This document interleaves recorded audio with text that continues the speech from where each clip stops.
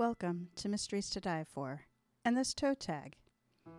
I am TG Wolff, and I'm here with Jack, my piano player and producer. This is normally a podcast where we combine storytelling with original music to put you at the heart of a murder. Today is a bonus episode that we call a toe tag. It's the first chapter from a fresh release in the mystery, crime, and thriller genre. Today's featured release is Deadly Depths by John F. Dobbyn. All right, we're going to jump right into chapter 1. Hey guys, no class today. The old man died. The student who yelled across campus to his classmate was just a blur.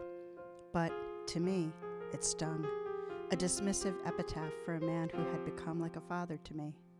Professor Barrington Holmes, the man responsible for enticing me out of a career in the criminal courtroom and into one in the law school classroom. This was my third jarring brush with Professor Holmes's death that morning. The first was a breaking news television report that shocked me so profoundly that I had to replay it to absorb it. The second brush was a cryptic call 10 minutes later from the university president. Matthew, my office, right now. This is about? I asked. Start driving, he said. Turn on the radio. Click. Wishful disbelief had descended into unwilling acceptance by the time I reached the president's door. I'd have knocked, but a command beat me to it. Get in here, Matthew. I did. Cecil Conley, phone in hand, cut short his pacing behind his desk to nod at a chair. He mouthed the word, sit. I expected his next word to be stay. I'd given up jumping to orders when I left the intelligence branch of the Air Force 8 years earlier. I made an exception. The president was visibly strung tighter than a piano wire. I sat through a series of his one-word responses into the phone. Yes. When? No. Never. Then a muffled, he's here right now. He set down the phone and lowered his rigid frame onto the front half of his chair. Hell of a morning, Matthew. I heard it on the news, I said. No details. Yeah, well, whoever said the devil's in the details was a psychic.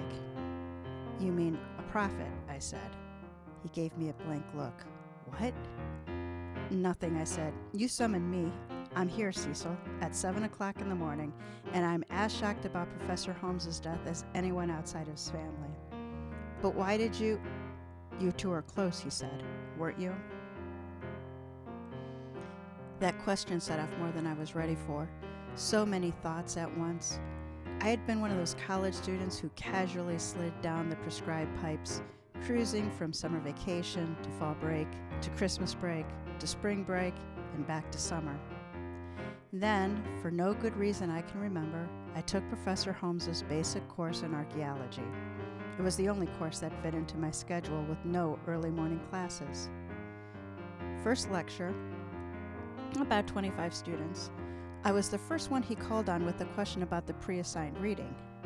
I tried a little dance around a wild guess and struck gold.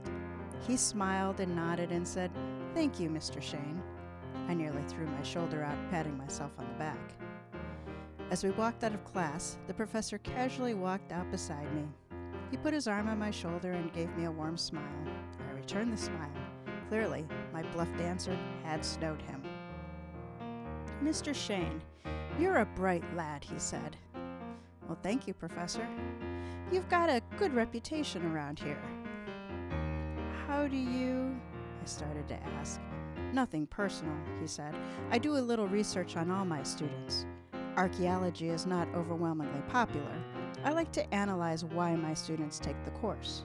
He spoke in a quiet, soothing voice. The smile continued, but I followed up on the buddy approach. "The enrollment's full," I said. "Maybe it's the reputation of the professor." The smile broadened, and the arm on my shoulder held me close enough to whisper, "Oh my, Mr. Shane, I believe you and I are going to have to take this from the top next class. Here's the lay of the land. Archaeology is not an interest with me. It's not a subject to teach. It's not even a way I make my living." "It's not?" I asked. "No, Mr. Shane. None of that. Then what? The arm on my shoulder stopped us. He turned me to face him, eye to eye, still smiling. It's my life. It's totally absorbing. And more, considerably more, it's occasionally quite dangerous. Do you believe that? Probably not, but no matter. If you say so, take this to heart, Mr. Shane. If you ever spend class time, my time, again, with this unmitigated bullcrap you treated us to today, which, I might add, is unworthy of you, I will take personal delight in bouncing your unprepared rump right out that door. Yes? Have we got that locked in? Good. The warm smile continued as he peeled off out the door. From that day on, I put twice the effort into his class that I put into any other. He became my advisor, first reader for my senior thesis, and, after 3 years in Air Force intelligence, the first one I sought out to discuss my decision to go to law school. In practice, I chose a law firm that litigated criminal actions related to stolen antiquities. The choice, I'm sure, was largely a reason to keep close in touch with Professor Holmes. After 3 years in the classroom, the seed he planted back in college grew into an impelling desire to teach the way he did. He backed my application to become a professor at Hawthorne University's law school. Over the next 4 years, we met at least once a week at the faculty dining room for lunch. My mind was still a logjam when the professor said it again. I said, "Were you too close, Matthew?" "Close? Yeah," I said. I never said it to anyone before, even to myself. I said it now with conviction. I deeply loved that old man. I could have added like a father, but Cecil Conley exuded the type of chilled aura that stifles any personal inroad. I sensed I'd already gone deeper than he cared to pursue. "Well," he said, "be that as it may, we have matters to discuss." "We do? Why?" I asked. He walked his little scooter step around the desk and came closer than I'd ever seen him come to another human being. "Because I'll be damned if I let this university be drawn into a scandal." Well, that sent me back. Even our local newspaper would be hard put to find anything in Professor Holmes' life to warp into a scandal. "I don't follow," I said. His voice was down to a biting whisper. I noticed tiny beads of moisture on his forehead. "This goes no further." He was found in his office by the cleaning crew. It was about 5 a.m. They called the police. "You mean 911, I said. "No, damn it, the police. He was clearly dead." "Why the police?" I asked. "He has a heart condition. He's been hospitalized twice. I wonder how long he could go on those antiquities expedition." It wasn't his heart. Cecil's secretary, Carol, knocked and opened the door enough to speak. "The police detective's here," she said. "He wants to speak with you." Another wipe of the brow. "Tell him give me a few minutes." "If it's not his heart, what was it, Cecil?" "He slashed his wrist," he said. "He bled out." That one cut my breath short. Cecil railed on, but I wasn't getting it. "Cecil, just stop. Go back. What did you say about his wrist?" "Just that. The police came. They went right to his office. They saw the body. They're calling it suicide." Now my mind was racing at warp speed. Everything I knew of Professor Holmes' passion to wring every drop out of every moment of life screamed that suicide in the same breath with Professor Holmes was an oxymoron. "Matthew, focus here. I need your attention." "I'm here," I said. "How did you hear that about the suicide?" "The police called me at home," he said. "It was about 6. I came right over." "Did you see Professor Holmes' body?" "Of course not. I came to my office and they met me here. They asked me questions, but I couldn't add anything." "And then you called me," I said. "Why, Cecil? I probably know less than you do." "Weren't you an investigator or some such with the Air Force?" he asked. "I remember from your application." "Yes," I said, "in intelligence unit." "And you were a criminal trial attorney in practice." "Also yes. So what? The university has an attorney, general counsel, Regan. He waved a dismissive hand. She knows about contracts and fundraising. I need someone from the trenches. For what? I asked. Even if it were a suicide, which, by the way, would stun the living hell out of me, it is what it is. What more can I say? To the police or to you? He took another deep, nervous breath. It may not be, as you so glibly put it, what it is. Whatever the hell that means, I said. Carol poked her head in to say that the detective was becoming more insistent. Cecil waved her off. A minute! He ran in his little prancing steps behind his desk. He took something out of the center drawer and pushed it into my hands. Read it, quickly. The single sheet of Professor Holmes's university stationery looked like it had been folded in a rush. Read it, he said, read it. I had always had difficulty deciphering Professor Holmes' left-handed scribbling, but this took double the effort. As nearly as I could tell, it said, Matthew, sorry, no other way. Maroon file, Nanny Town. Tell monks all, no time. An ink line ran slanting down the page of the last letter of time to the bottom right corner. How did you get this, Cecil? The cleaning lady, Myra. She found it under his desk. She brought it to me. I'm assuming that Matthew meant you. Have the police seen it, I asked. No, I don't think so. I told her to keep it to herself. And that's why you called me. That's part of it, he said. And, I said. The police officer, the detective, he asked if you'd be on campus. I told him he could meet you here. What's his name? Oh, something like McCann, McLean. I'm not sure. Listen to me. There's just one priority. There will be no scandal, no sensationalism. The papers will love it. Our donors, one in particular, would not love it. You know about these things.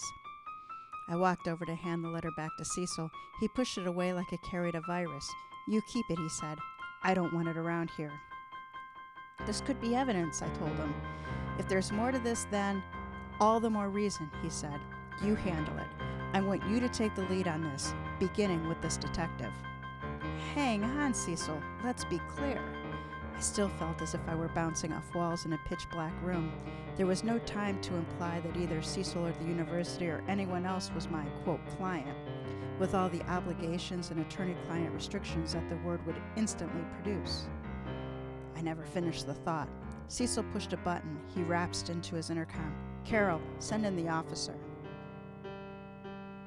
Mac McLean had been a detective since long before I went into practice as a criminal defense counsel. That alone should have put us instantly and irrevocably in enemy camps.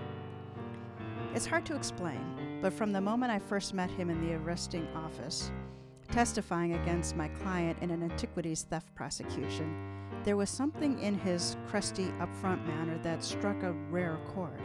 I couldn't put it into words, but during that cross-examination, we looked each other in the eye. A faint message seemed to flow both ways. Contrary to expectations, it said to each of us, this one has no hidden agenda.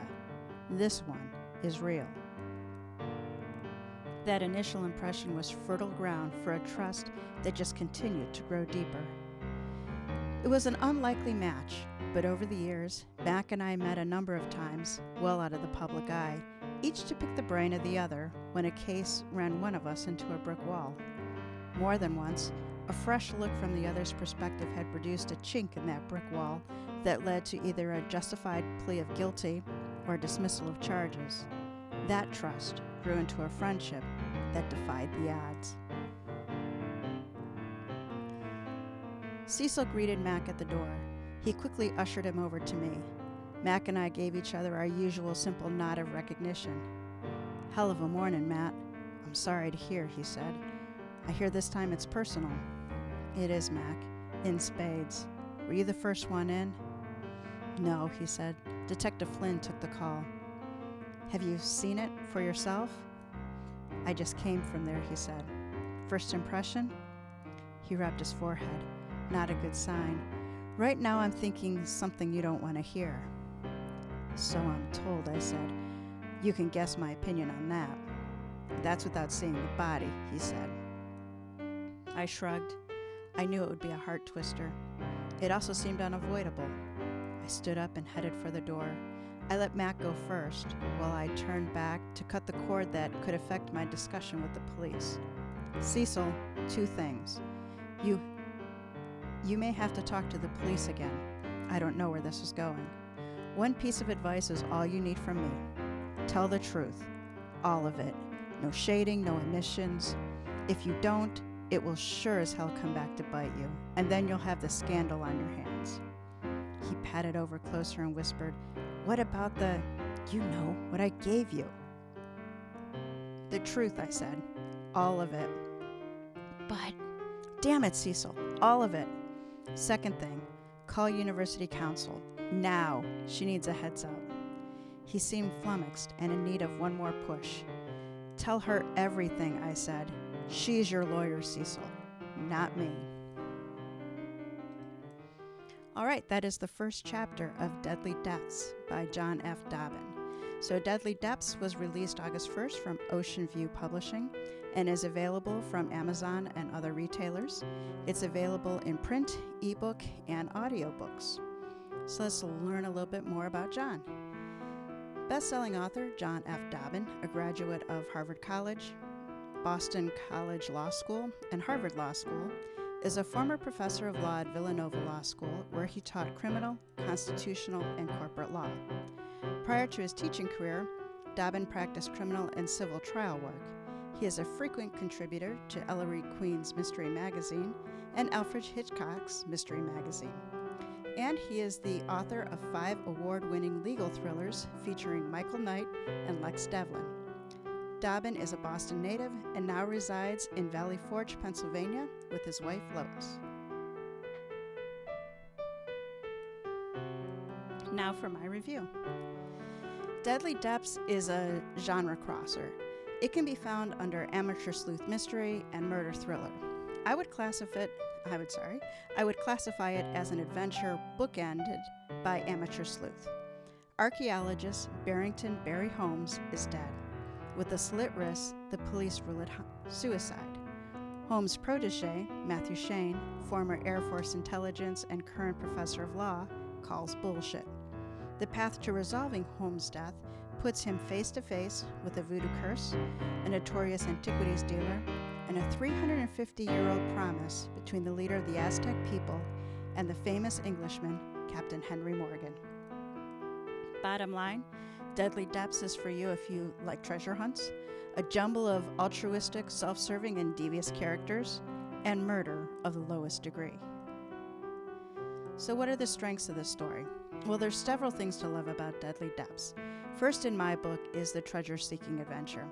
Lovers of Indiana Jones stories, National Treasure, and the Da Vinci Code will enjoy the mix of folklore, voodoo, pirates, and the potential of a treasure of incomparable value. The crews are cryptic yet meaningful, the locations are grounded in real history, the characters are distinct and true to their natures, for good or for bad. The pacing is strong, and once this book is picked up, it's a hard one to put down. While the story does not have the time deadline common in this genre, there is a sense of being up against a ticking clock. For most of the book, there is a sense of an unseen hand manipulating the situation, creating the feeling of a race, but against an invisible competitor. So where did it fall short of the ideal? Well, as I said, this story crosses genres, so it stands very strongly for itself. But readers focusing on only one of the genres may find some gray areas. The story begins as an amateur sleuth, creating the impetus for starting the adventure. As you heard, Professor Holmes is dead, and Matthew is not going to buy that it was suicide. Once it gets going, the adventure takes over, and that drives most of the book. Only after the adventure is nearly complete is the original mystery resolved. So for adventure lovers, you may find that it takes more time than you like for the adventure to get going. For mystery lovers, you could say the same in the pursuit of the murderer. So if you can set those genre-specific expectations aside, then Deadly Depths is a very satisfying read, and truly, it's pretty much fun. Well, okay, we're not going to call Professor Holmes' death fun, so we'll say from chapter 2 on, it's a fun read. That wraps up this episode of Deadly Depths Toe Tag. If it sounds like your kind of story, then read or listen to the book, write a review, and help other readers and listeners find it. Know someone who loves adventure wrapped in mystery? Point them to Deadly Depths. Short Story Lovers, the anthology for Things That Go Jack in the Night, will be released on September 12th. Pre-order the print or ebook of the 12 stories framed for you to beat the detective to the solution. Thank you for listening to Mysteries to Die For in this toe tag. Join us next week for our regular episode. A One-Eyed Jack is the featured Jack in One-Eyed Jack and the Suicide King by Erica Obey. Thank you very much. All right, Jack, take us out.